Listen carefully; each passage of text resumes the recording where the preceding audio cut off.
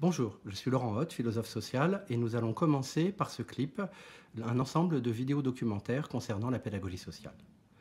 D'abord, il va nous falloir parler de ce qu'est la pédagogie et définir ce terme. Car pédagogie est à la fois un mot usuel et un mot suranné, un mot employé dans la vie de tous les jours et un mot particulier. Un mot pour tout le monde, pour parler des enfants, pour parler des adultes, pour parler du travail, pour parler même parfois de politique. Et un mot réservé. Réservé à des enseignants, réservé éventuellement à des éducateurs. Bref, on ne sait pas très bien ce que c'est que la pédagogie et parfois on ne sait pas non plus très bien en quoi elle se différencie de la méthodologie ou qu'elle se différencie de la didactique.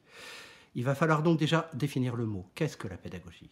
Eh bien, la pédagogie, d'abord, c'est une activité. C'est une activité d'éduquer, une activité de transmettre, une activité de transformer. C'est une activité sociale, une activité éducative, c'est-à-dire une activité qui concerne l'ensemble de la collectivité. Mais en même temps, nous voyons que la pédagogie n'est pas seulement une action, il y a une théorie derrière cette action. Et nous pouvons donc définir la pédagogie comme la rencontre d'une théorie et d'une pratique.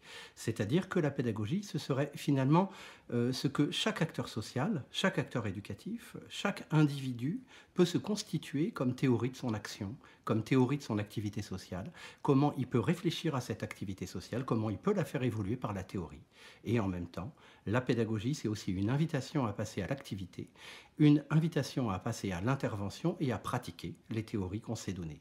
Nous allons donc définir la pédagogie comme un aller-retour constant entre théorie et pratique, et nous allons donc définir l'acteur social comme capable d'avoir une théorie, comme capable d'avoir une pratique, comme ingénieur de sa propre activité et comme capable de la théoriser.